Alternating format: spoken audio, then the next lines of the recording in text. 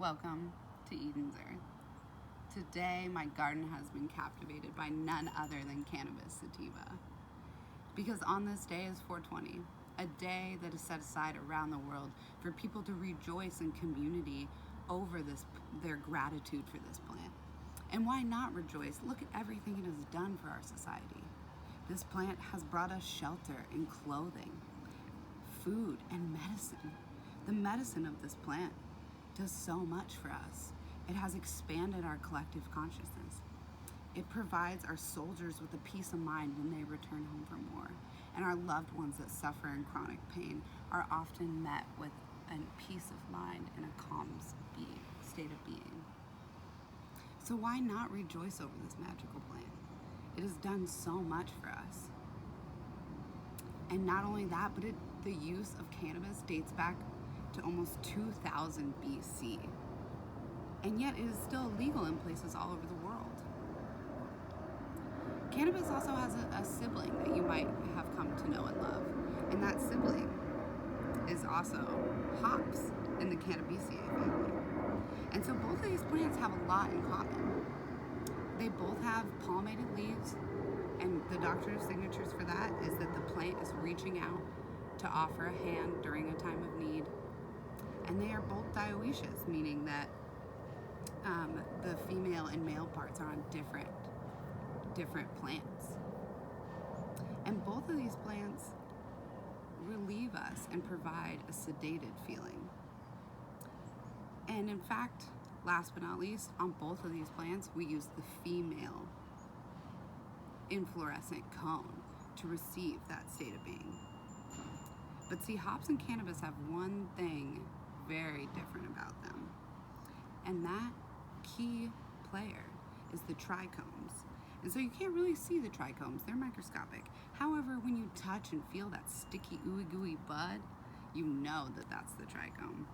And so the trichome was, we believe through studies, is for the plant to avoid times of drought and avoid frost. And yet inside of those trichomes, there are little glands, and in those glands are cannabinoids.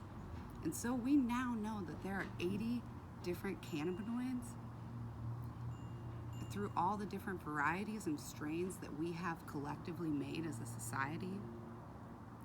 And yet, these cannabinoids were made by the plant as a way to defend against bugs, insects, mold, and bacteria. And so these secondary metabolites have also shaped and changed our culture while protecting these plants. Because they protect these plants, and yet we are intoxicated by their alluring nature.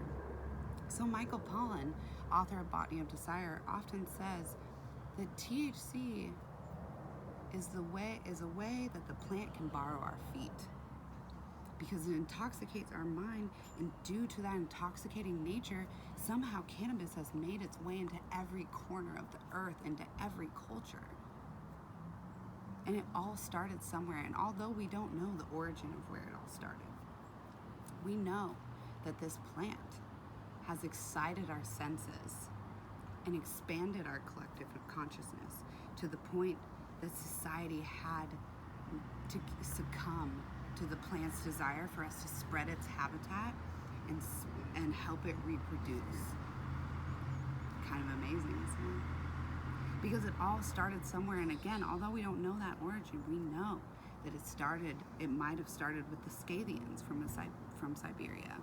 And now this tribe was stagnant for a very long time, but they became so succumbed to the cannabis plant due to the fact of they began vaporizing it intense, and they felt the need to share this religious experience with this plant with the world.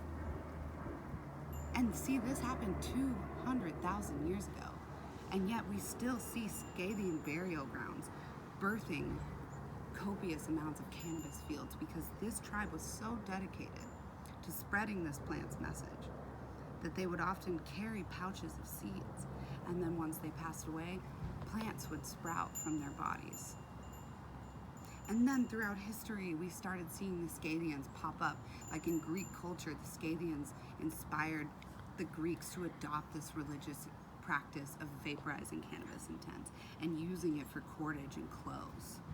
And then we see it all the way in traditional Chinese medicine, popping up in Shanghai tombs that date back 400 to 400 BC. And in traditional Chinese medicine, they use the seeds for a mild laxative as a way to soothe and cool the digestive tract because of the presence of the proteins and the omegas. But then the traditional Chinese medicine practitioners also believed that since this plant provided so much enlightenment, that they feared that this plant would cause the soul to leave the body simply due to the fact of the interconnection that you form with the other side in the afterlife. But it didn't just stop there. In the Himalayas, the tribes solely relied on the hemp plant for shelter and clothes and food and medicine. And then that reached all the way to the Buddhists in the high Alps of the Himalayas. And those Buddhists adopted the cannabis practices in their tantric sex ceremonies. And then that expanded all the way into Ayurvedic traditions. And in Ayurvedic traditions, they believed that cannabis was the plant that was meant to relieve nervousness, skin disorders, and so many other things, just like we see it in our culture today. And then it made its way all the way into India, which in fact in India, there's a god that revolves all around cannabis, the god Shiva. And now this Shiva is not just in India, this god is specifically in the Hindu religion. And this god, doing videos in the city during quarantine. So anyways, Shiva was once the god of war and destruction. But through many stories, somehow, Shiva found the cannabis plant high in the Himalayas and was so taken back and relaxed by this plant that Shiva changed from the god of destruction to the god of yoga, dance, and meditation.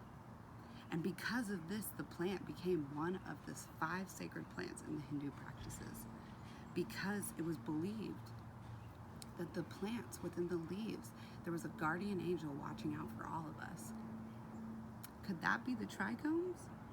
Possibly. But the cannabis movement doesn't just stop there, because look at America today. In America, we see the cannabis all around in our states as legalization happens and medical patients get the access they desire. And the blossom of this culture really started in the 1960s during the Vietnam War, because soldiers would find seeds in other countries and bring them back to America, sharing them with their community. And let's not forget the oh-so-humble Rastafarian movement, because around the 1930s, when their culture really started to blossom, they also adopted cannabis as a way to cleanse your soul and to ease your mind. But not only that, the roots even go farther in India, because even though it is illegal to use cannabis, they have this traditional drink called bhang. Yes, you heard me right. B-H-A-N-G, bhang. And this drink is a milk-based drink, kind of similar to golden milk. It's got your rose water, it's got your milk, it's got your cardamom and your ginger, but it also has cannabis leaves. And so they believe that drinking this drink would help cleanse your souls and connect you with God. And isn't that how we all feel when we've succumbed to the cannabis allure? Because it continues to shape our culture every day. And in fact, it was even discovered that our bodies have an endocannabinoid receptors in our body that can naturally bind with cannabis. The only other time that this system has been seen naturally occurring in the body without the addition of cannabis is actually during childbirth. And so the studies showed developing a hypothesis that basically stated the possibility that the endocannabinoid system relieves PTSD from natural births, And although I've never given birth, so I can't speak to it, I just have read the studies. And so it makes sense of why this plant has changed our society. So today on 420, take the time to be grateful and show your gratitude for this plant.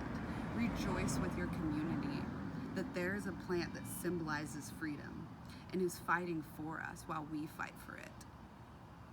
Because on today, it is important to remember that this plant, although it has shaped and changed our lives, it is still illegal in many places.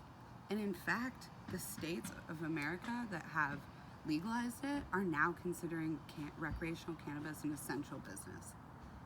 And yet there are still people in prison with non-violent cannabis-related crimes. So today, not only rejoice, but think about how you can make a difference in society. Because this plant asks us to share it with the world. And so the people that sacrifice so much to get where they are today are still, to get us where we are today in our society, are still in prison. So one thing that I suggest doing is not only call your state representatives, but also, more noises of the city, but also sign up for the American Civil Liberties Union and find out ways that you can help.